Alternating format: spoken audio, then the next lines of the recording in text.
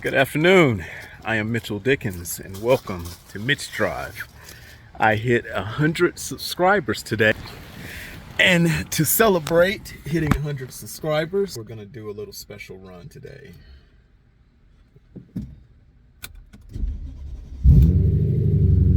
In the E93 M3, we're going to take it to the top of Graveyard Fields and get a very extra special sunset, and it just came out and it's clearing up in time. So thanks to everyone that subscribed, and you are the exact reason that I can continue to do what we do and make these sunset cruises possible. And that's what the channel is all about. Mainly this M3, this budget M3 build into the ultimate sunset cruiser. That is what we're going for.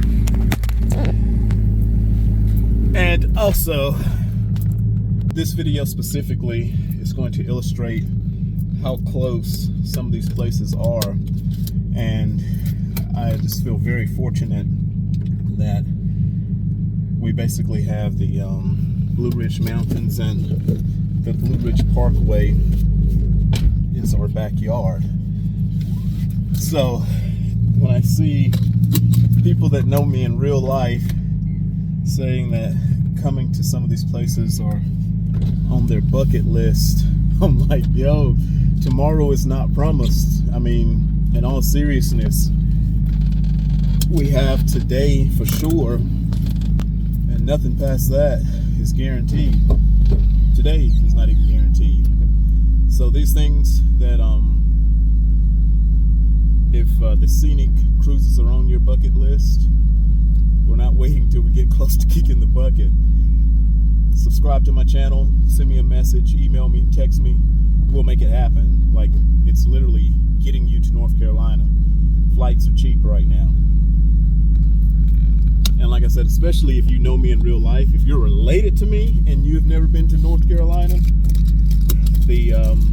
well, specifically Western North Carolina, talking about the mountains, the Blue Ridge Mountains and the Smoky Mountains,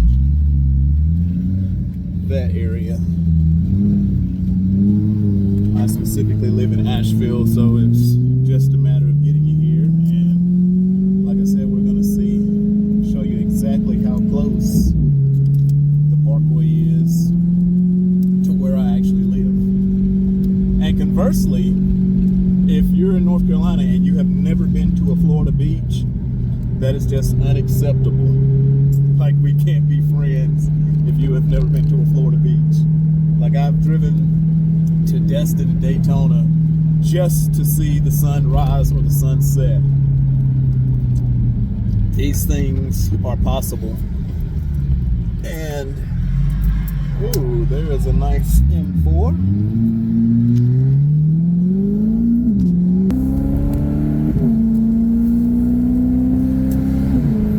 Yes, these things are possible. It's just a matter of the logistics, and I love to drive, so why aren't we doing these things? Now I wish I drove the M4. Maybe not. That looks like a competition because the little star right, I mean the M4 badge is blacked out. Looks like an older gentleman is behind the wheel. Don't think he'll get too frisky on the old boy today. I am torn between the M4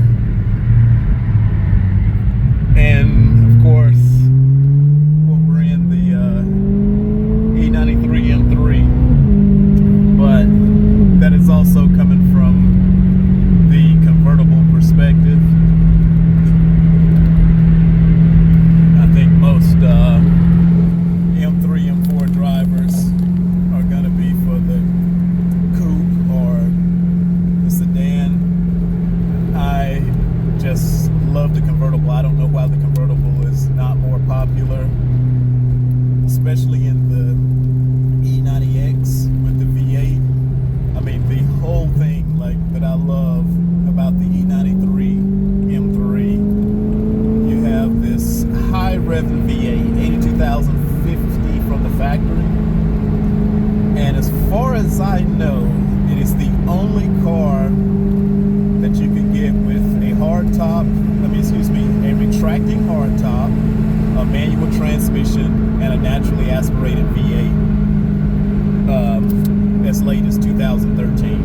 That's the last model from 2008 to 2013. I don't know of any other sports car, Grand Tourer, or anything in that category that has a hardtop manual transmission and 8 or more cylinders.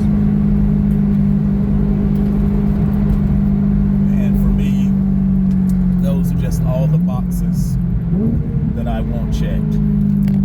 Now, we do also have a F83 M4. And far as just the ride, because I'm not on a racetrack, I'll drive fast sometime, but it's more about the experience of the drive. The F83 is way more comfortable, it's faster, it does everything better except for the sound. The turbos and the inline six, you just can't make it sound like the naturally aspirated V8. I went up and I rented to the G83 M4, which is the difference between the E93 and the F83. The difference in torque and speed between those two, that's the difference that, to me, between the G series and the F series also. And they lost me with the no hardtop convertible, but it was a fun car to drive and way more comfortable than even the F83. So, I don't know. I still have yet to drive a convertible M8, which that should be the top of the mountain since it's a twin turbo V8. But still, just for the sounds, like, this car has enough power for what I'm doing, which is chasing sunsets. I think when you add the turbos, it takes away from the noise. Like, I'm not sure if a M8, the 4.4 liter bi-turbo V8 in the M8 sounds this throaty as this naturally aspirated 4 liter V8 in the S65. But we did rent one. It wasn't the convertible, it was the Grand Coupe, I think they call it. It's the 4-door, and it was very nice. Probably the fastest thing I've been in, except for Eric Ziegler's Audi RS, but that's nowhere near stock, so that doesn't count. But it was fast. But and it had a low rumble, but it didn't sound like this. So I don't know.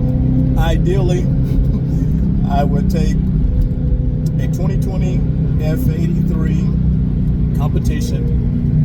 Did the F83 the F83 competition come in a manual transmission in any of the F series?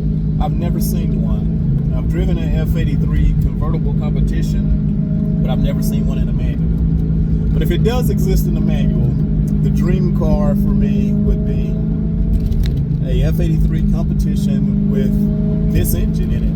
And I don't care that it would be slower. It would be just the right amount of speed to be a pleasure to drive and keep your driving privilege safe. And that's what I enjoy about this car. I can get up on the Parkway and it's probably close to the line what some people are going to consider obnoxiously loud, but at the same time, it feels fast. It always feels faster than you're actually going. And I really like that, because you can have fun with it without just being ridiculous or, you know, risking life or limb. And like I said, I've never been on a track, so this is about my skill set. I can't even push this car to its limits, so we're good on that. But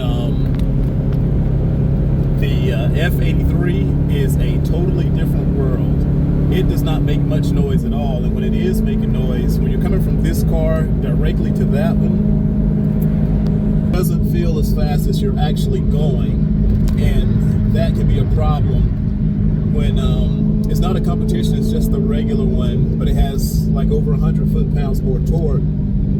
So when it pops, to get it to dig down and have some grunt coming from the exhaust, you're rarely doing under 100 when you feel that. And this car, like, doing 30 miles an hour, and I can make it sound, if it was a manual, it's DCT, which is growing on me, but I prefer the 6-speed manual. The previous two were both 6-speed manuals. But the point is, in the F83 even, it's just so much torque that the car is always flying. And I'm one, like, this is a pleasure cruise, not a race.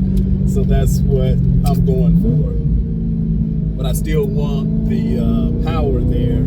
So, you know, you get the respect from, you know, the people they know, like the M from just the regular 3 Series.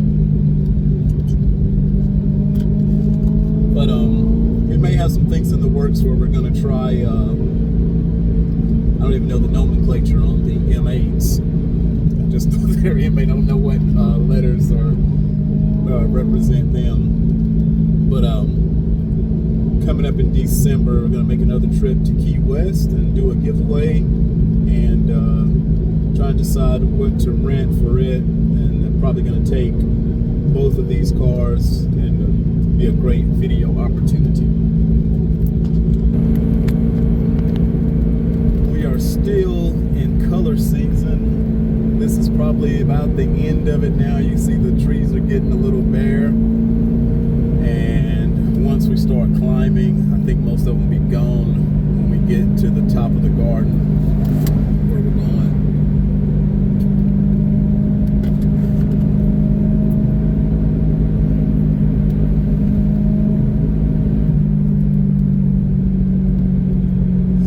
So yeah, it's been about 10 minutes and we haven't made much progress because of traffic, but I was going to try to demonstrate that within 10 minutes we can get to a very eye-pleasing sunset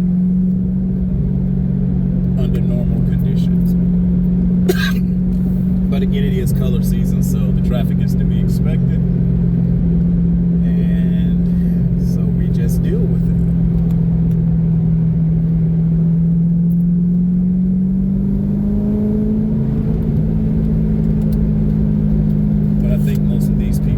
Local, and they're going to get off at the next exit anyway.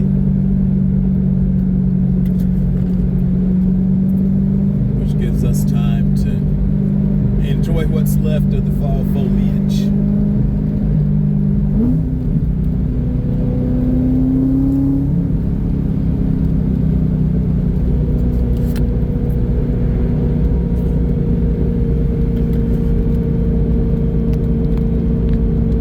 Another thing, I've lived in North Carolina since about 93, and I can't believe that I didn't like appreciate this sort of thing until now.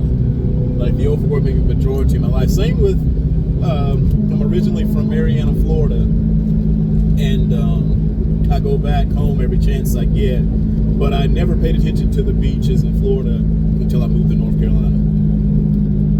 And I never paid attention to the forest here really until I got the E93. Oh, that's not true. Yeah, because even when I had the E46 M3, which was my first M3, soft top convertible with a manual 6-speed gearbox, I don't remember ever taking that car on the Parkway. I'm sure I had to at least once, but I can't remember taking it for just the scenic drive.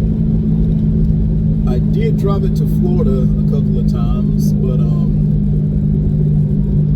when I got the E93, Copper Road, that changed. Like, I take every advantage I can to go on the Parkway now. So I wonder, well, I don't even wonder. I know that it's different if I'm not in this car, at least for me. The whole drive, everything, the whole experience is a different experience. This car kind of makes the experience for me.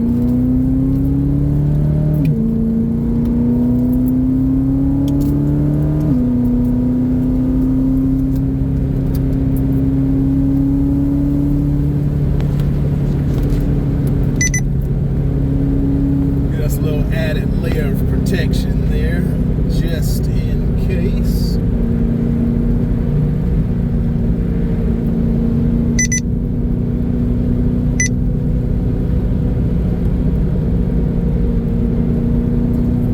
And if you were wondering, we are running the Passport Escort, the Escort Passport. You probably can't see it because of the frame rate, but this is the red line.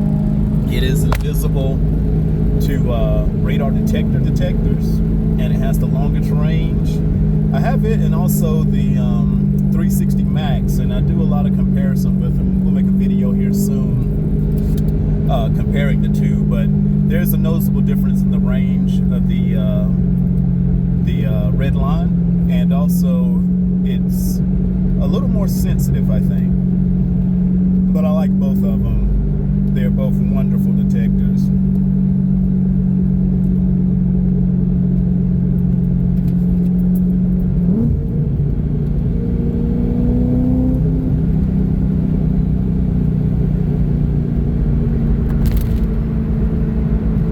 there may be an opportunity coming up, depending on traffic, to breeze around some of this traffic. We will see shortly.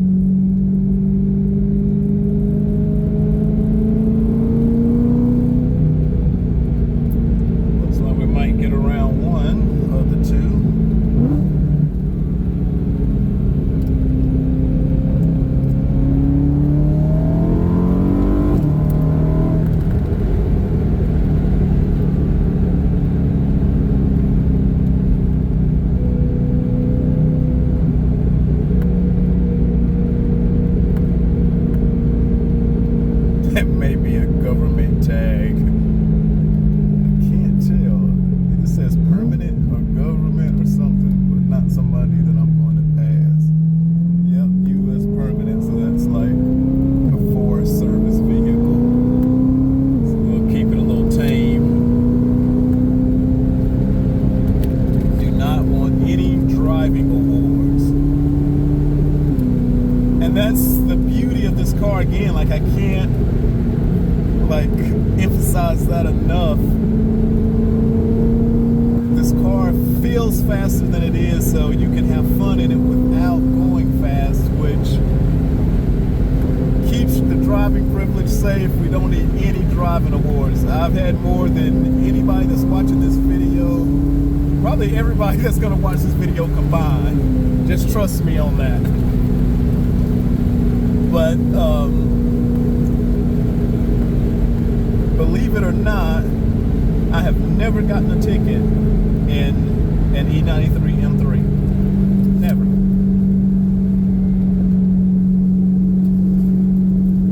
467 total. Not a one in an E93 M3. I've been stopped a couple of times, but never gotten a speeding ticket. You absolutely cannot beat the views, even in traffic. Okay, and I started the video before we left home, so we're about at the 15-minute mark of driving, even in traffic, and we've probably climbed close to 1,000 feet or so. But now we're really going to get into the climb, and that will in turn give us a better vantage point.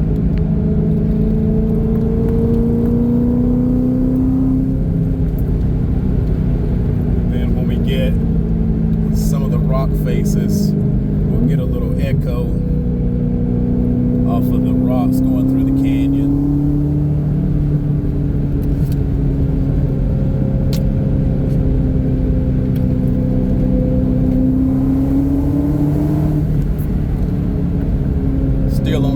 5 miles per hour.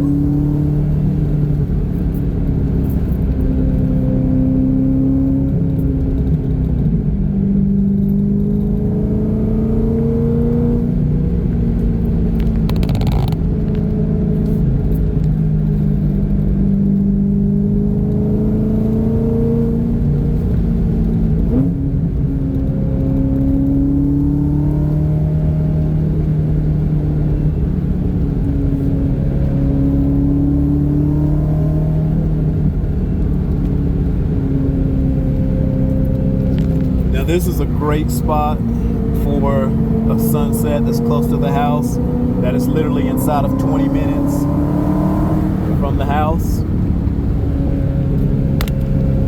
But it's usually pretty busy, but anywhere along in here, it's just an absolutely gorgeous sunset.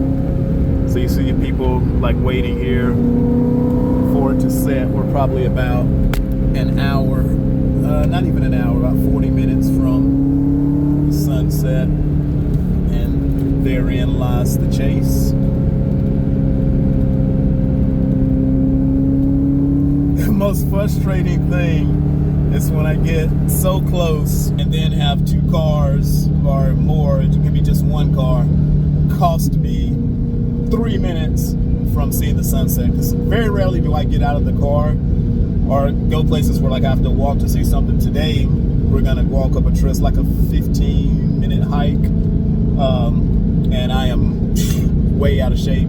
It is not a hard hike, but it is a little distance that we're going today.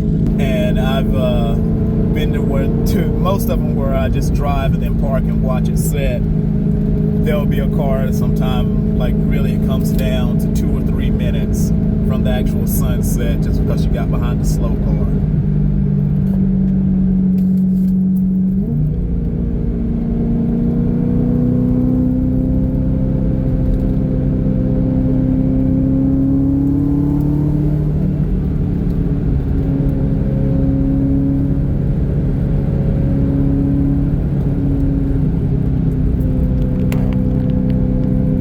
But again, that's the beauty of the S65 and the E93 M3.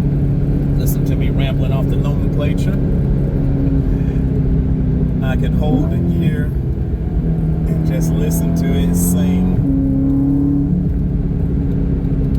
And that is what I really enjoy.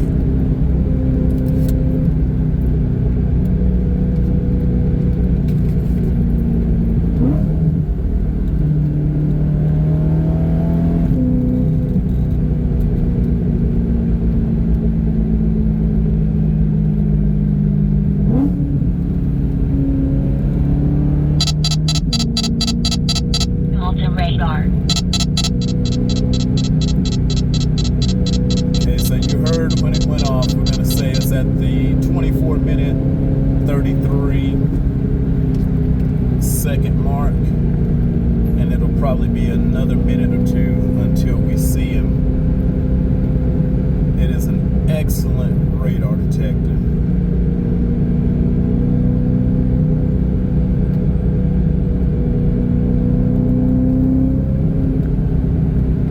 Very few false alarms up here, and most of the time the what do you call them, park rangers, they don't do instant on, they just leave their radar on, so you know, you get very few surprises. It's either off or on, like they don't, like in a lot of areas up here, state troopers will do instant on, and it's not really a radar detector that can protect you from when they just do an instant on, unless you catch the blip from them hitting somebody else before you.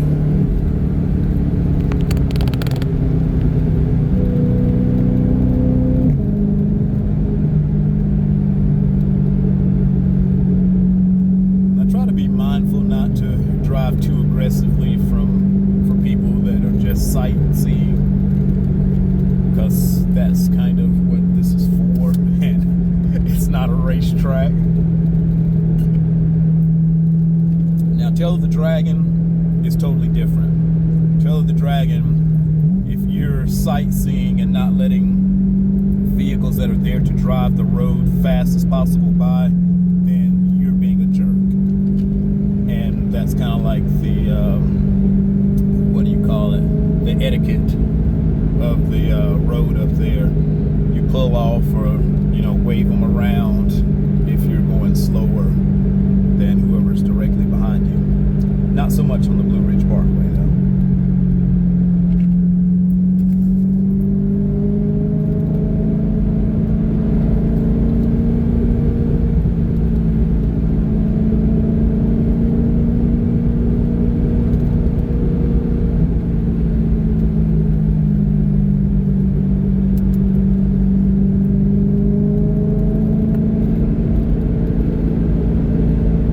The other thing, big difference that I miss between the F83 and the E93, they both have seat heaters, but the neck scarf in the F83, oh my goodness, that is life. I imagine, I don't know if it was an option to get a heated steering wheel in the E90X M3s. I've never seen one. Tell me if that was an option, but the F-Series it is, and ours has that. So with your seat heater on, the neck scarf on, steering wheel heater on, and the air deflector up and the windows up, I've been as cold as freezing, literally freezing, 32. I don't think I've ever seen the 20s, but I've definitely seen 30 degrees with the top down in the F83. And of course you have on like sweatshirt, toboggan, and gloves, but it was not uncomfortable. Not for me at least. Now, my brother Tony, he has an F33 that he got long before we got the M4, probably about a year and change, maybe 2 years. So he was used to it, and that was the first car that I rode in that had the neck scarves. And even with his necks, at that time I had the my second E93, and the cutoff in the E93 is usually about 50 degrees, and he's like, nope, direct sunlight, 65 or warmer. Bruh does not have the top down in the cold or anything. I've had the top down in the old E93 in the rain before. Not a pouring rain, but like the last car, it had 166,000 miles on it, and that was kind of the point, you know, like you come directly from work, covered in grass after mowing and weed eating all day, jump right in it, go catch a sunset, not worried about tearing anything up in it. A light rain, drizzle coming down, it just felt amazing. Brisk breeze, rain coming down on you, and I didn't care about the interior in that car.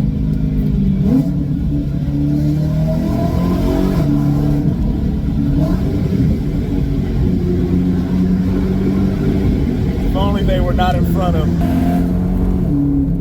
I could have made that sound really good. But yeah, I didn't care about the interior in that car, and that's why I loved it. You know, like the experience was more important, it was more valuable than the car. The F83, not so much, and definitely not in any G series.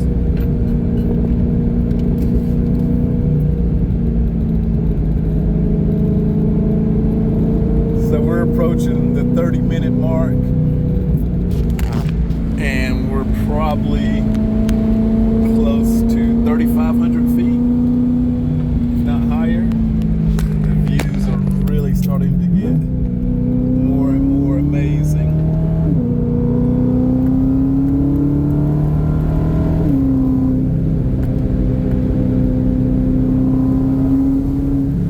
And you see, we really haven't been going that fast, and 30 minutes from the house.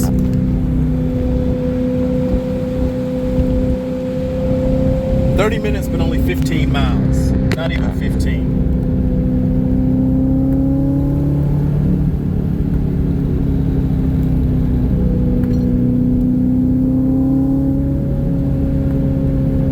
This was one of the one of the only things that I appreciated during the pandemic. There was no traffic and gas was cheap. I put 20,000 miles on the E93 until it threw a rod during the lockdown.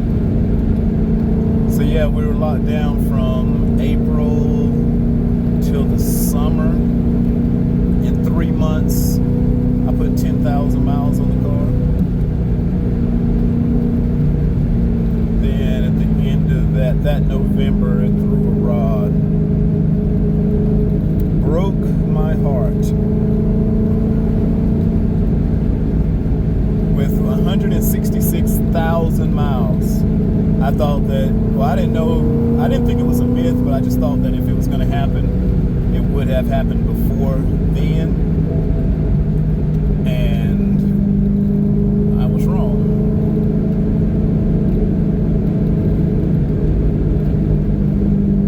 So we bought the F83 M4 New Year's Day, and it was just not the same. Much nicer car. Put ER on everything the E93 has, and that's it. It's faster, more comfortable, it's more. But it's just not the same experience, especially with the DCT transmission. You're just not as engaged. So, and I really hated complaining about that. Like, it's like, what a brat thing to complain about. You don't have the BMW M that you want. So yeah, that sounds awful, but with context, like specifically for driving, not saying that it's owed or anything, just if you had to choose, I like driving this car better. And I found this example. So my first M car ever was a 2004 E46 M3, soft top convertible 6-speed manual, 333 horsepower, naturally aspirated, inline 6. Very nice car. Loved it.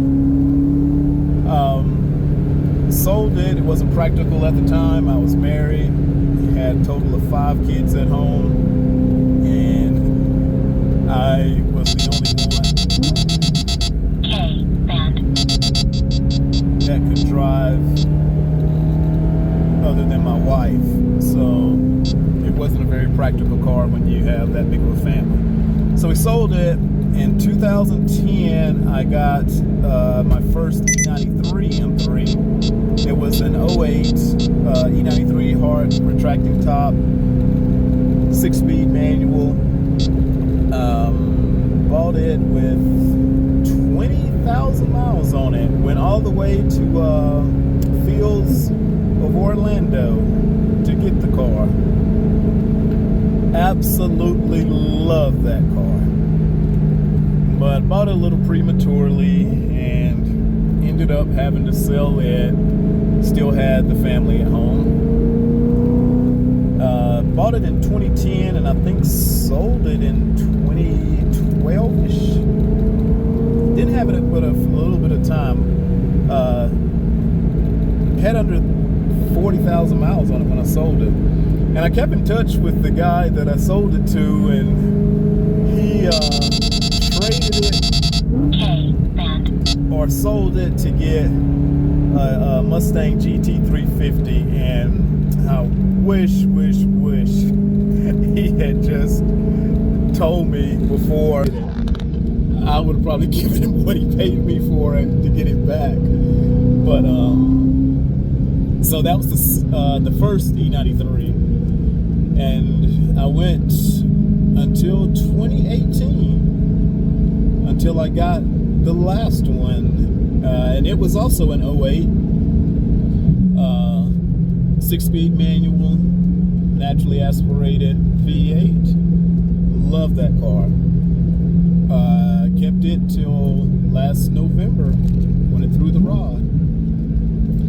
And it's up to the M4. And I bought the M4 January and threw it on Turo. If it was not for Turo, that M4 would have been sold. I bought it New Year's Day. It would have been sold before the end of the month. Like, it was a fun car, but not. So basically, my thing is, if I'm financing a car that I'm just driving, like, it's not to get me from a pleasure cruiser, basically. If I'm making a payment, then it has to bring, it can't be any regrets on that. And the payment was sort of steep on that F83 M4, and it wasn't a manual. It was just too many things. It held me over, but wasn't truly satisfied until I could get back into a E93 M3. And then a few months ago, I found this bargain bin of a fixer-upper. This is a 2013, and as you can see, it needs a whole lot of love. Let's look at the vehicle status, shall we? Yeah, so I've never had more than one screen of control messages at one time. But yeah, I thought I was getting an excellent deal on this, and the dealer hid a lot of stuff. I really don't know how this car has a clean title. It was in a severe accident, and the bank said it was worth like $32,000, and I was like, yes, this is great, because they were asking less than 20 for it. And I saw the car in person before. Like, I can't. Well, there are some things that they straight up hid. The passenger seat does not have a seat belt. It's not bolted down. Both headlights are out. And then there's a host of other things, sensors and stuff. What I'm thinking is that the car was in such a bad wreck, and then they didn't repair it right, or everything is not going to talk to the computer, the information system, the way that it should. So it's never going to be exactly right. So I'm kind of just stuck with it. I definitely wouldn't want to dump this on anyone else, but it gave an opportunity. I am very grateful to have this car. Like, don't get me wrong, I have an M3 and an M4, E93 M3 and an F83 M4 right now, and I cannot afford either one. So I am beyond grateful to have these cars and to make it be able to work out on Turo as it has. And like I said, it gave an opportunity, because now what my channel is going to be centered around is the build of this car, restoration and build. So yeah, it's a 2013 E93 M3, naturally aspirated 4-liter V8, producing 414 horses when it was new, and 295 foot-pounds of torque, which is about all that I need. But the awesome thing about it, revs to an astonishing 8,250 RPMs. Red line, 8,250, and I think we can go higher than that with the tune, but the idea is to make this last for as long as it can and keep it as close to stock, except for the exhaust. The exhaust is not going to be stock. What you're listening to now is the stock exhaust with the mufflers disconnected a little bit, and that's how I got it a little louder. But I am in the midst of fabricating what I call fabricating, buying parts and fabricating. I'm building a stainless steel one, so I ordered test pipes, and I've got 2 lengths of stainless steel that's going to go where the secondary the X pipe is now.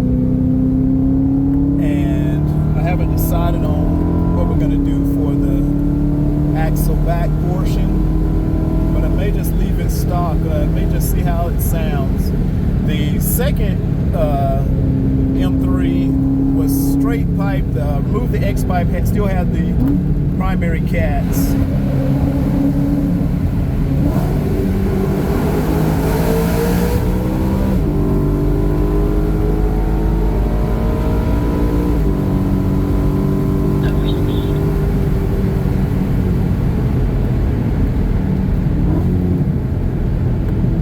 That never gets old.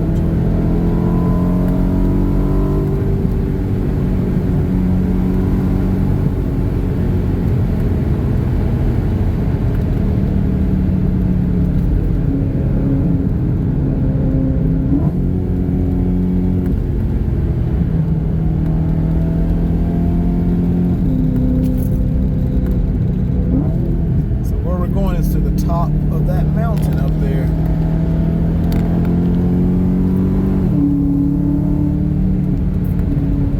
So this is about a 38 minute drive if we hadn't got stopped by traffic. And this is one of the ultimate sunsets right here. This is Craigie Gardens. That close to the house. And you see the view. And we're going up there to the top, but this is what I'm saying, like just how close everything is.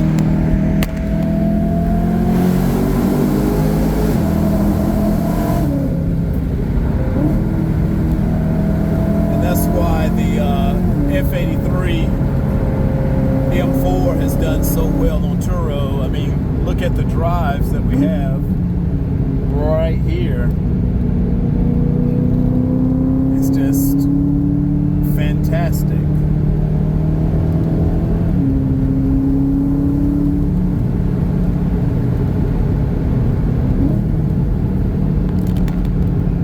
More sunset chasers.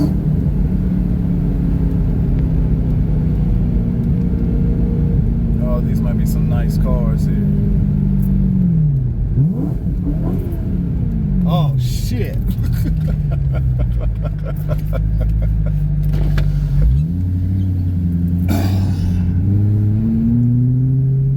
You had my attention when I passed the first two, but then... Now what are the chances? An E90 M3. You remember us? We were on how much? At the top, on the other side, a few years back. Yes, sir. The car I had that day threw a rod.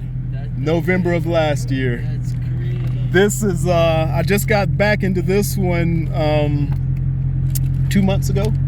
Yeah, we seen your follows your Instagram. Yeah, I got an M4 too, but it's not like that. Yeah, it's Man, I love that color too. But this is another car you had up there, right? I had the. It was a black and a blue. Yeah, it was a black and a blue one with, I remember the exhaust. The two coupes. The Yes. Yep. And so what is this? Car. Uh-oh. That was mine. Is that a 911? Wow.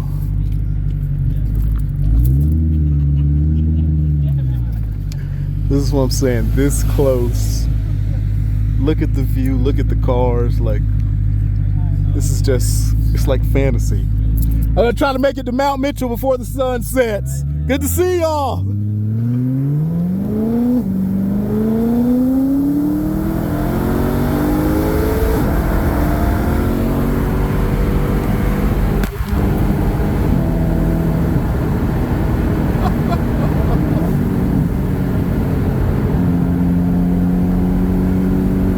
I love that they can appreciate that sort of thing.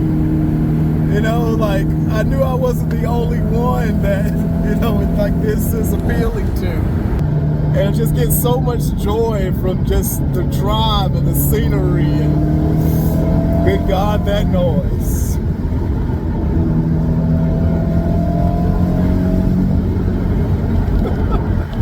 I saw those guys when I had the other car up at the, I think we're at the highest elevation on the Blue Ridge Parkway, on the Blue Ridge motorway that you can drive to.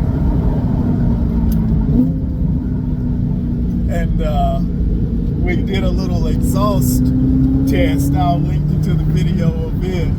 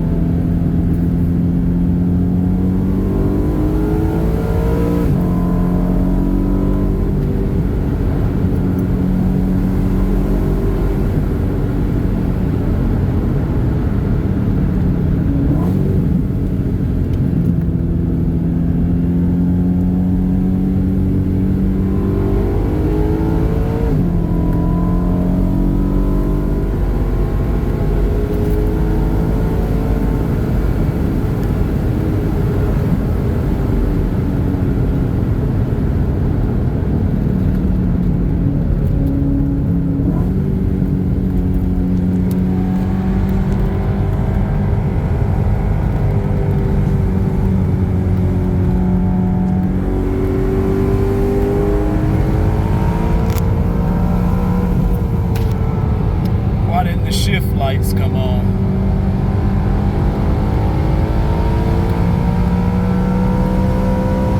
There, they started to come on. It really does not. It really revs all the way out. Yeah. I don't know if I should push it that hard. The rod bearings haven't been done in this one either.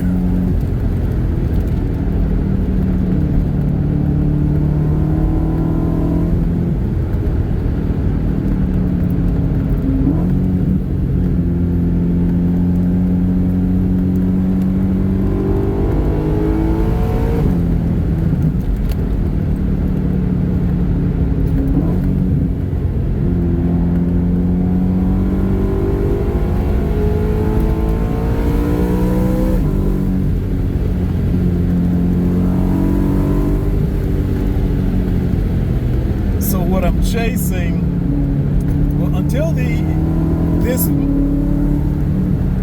incarnation of the M3 came out with the V8, my favorite car, my dream car, was the Mustang 5.0.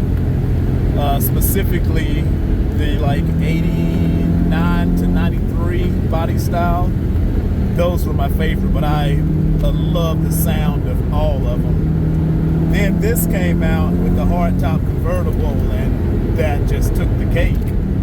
So I'm chasing that V8 noise, which is when I didn't have it. Shout out to Nico at Wet M3. His car just sounds phenomenal. But I'm not gonna put a $6,000 exhaust on a $12,000 car.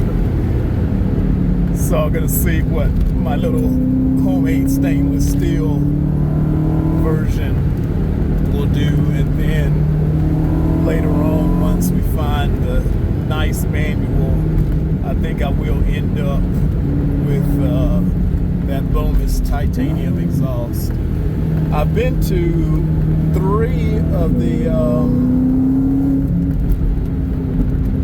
Wet 01, Wet 02, and Wet 03 rallies, and they do not disappoint. Like, especially if you need a V8 loud exhaust fix. And I'm talking about I crossed the country 3 times.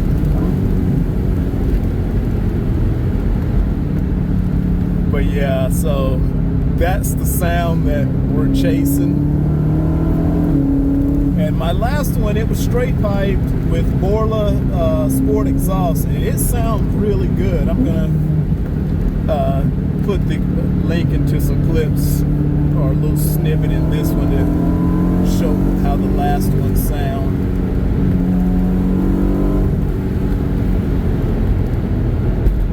But yeah, so that's the idea of what I'm going for, or what I want out of just my driving. Like I said, I'm never gonna see a track. This for me is stress relief, antidepressant, anti-anxiety, just being out with in nature with a naturally aspirated 8-cylinder 4-liter M3.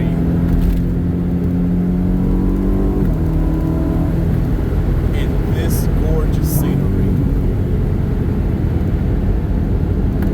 chasing a sunset, like that is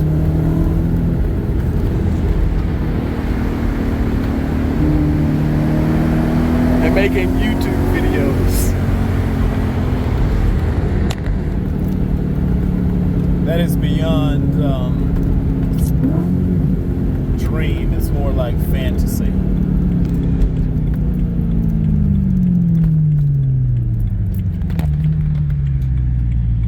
Mount to me. And so it is my goal to let everyone that appreciates this sort of thing experience it. Like, the whole thing I keep stressing is I cannot afford either one of these cars, and yet I have them. Life is short, and it is definitely not fair. But I have an amazing, amazing group of friends that just are phenomenal friends, just really good people.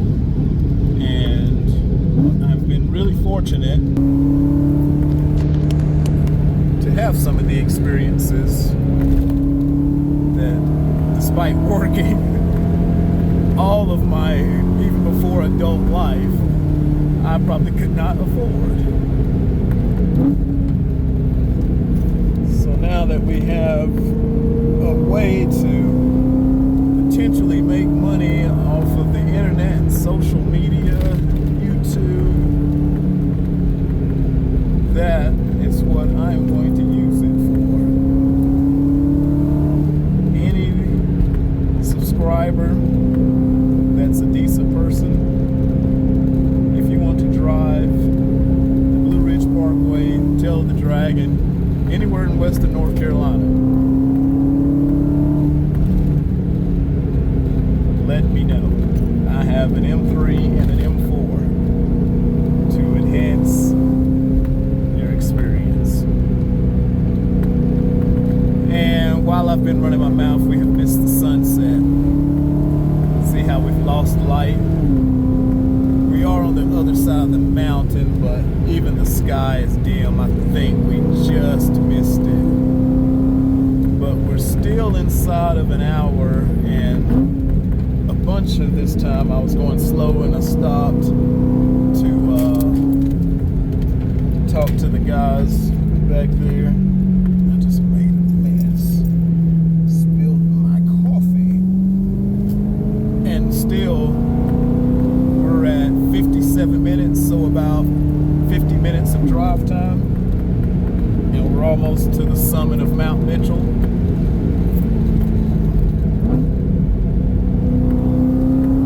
I don't know if I would have made it to the top of climbing the Craigie Gardens or not either, though. So it's probably about the same amount of time.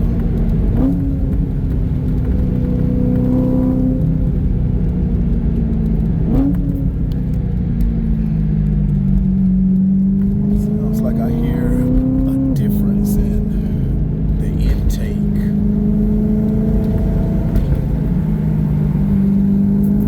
Like, I don't know what I'm talking about, but it sounds to me like a manifold screw is loose or a header.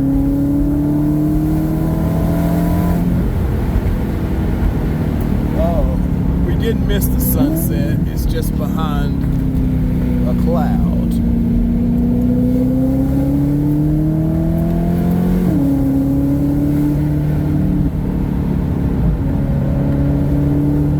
But yeah, the color is gone now from the high elevations.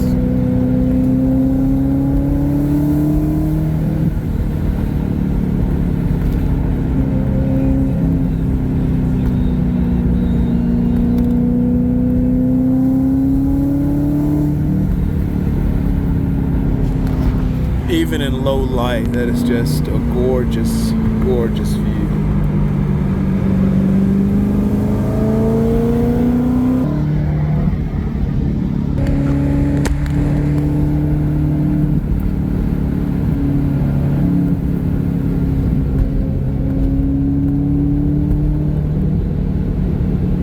It is much, much cooler up here, though.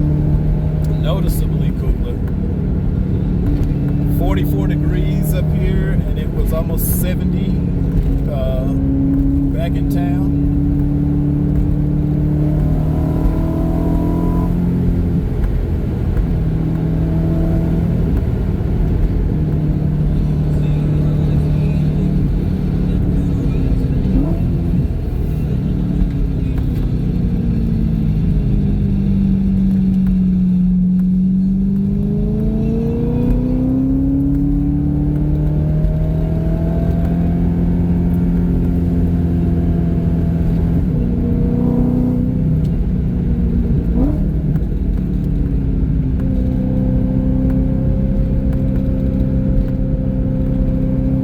That's the chance that you take sometime, especially coming to Mount Mitchell, because it is the highest. You can actually get too high and get into a cloud.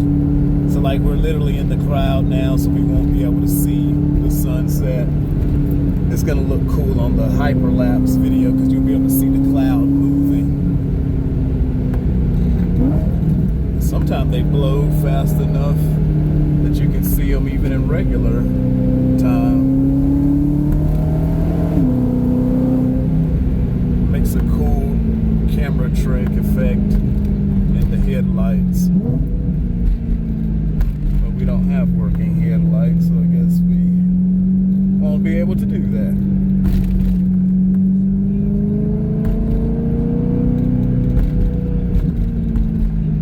So, within an hour, we're right at the hour mark right now, and that's from the time I started the video. So the actual drive time is going to be closer to 55 minutes. But that's how close it is to Mount Mitchell. So yeah, if you're in Asheville or you want to come to Asheville, like, this is literally in the middle of these gorgeous drives. It should not be on the bucket list, like it should be on the done it list. Appreciate everyone watching, and happy 100 subscribers. If you like this sort of thing, hit the like button, subscribe for me, and I will keep you up on the build and on the progress. And like I said, if you want to drive any of the Mitch Drive, this is amateur because you see how I got the porta potties in the shot. This is Mitch Drive signing off.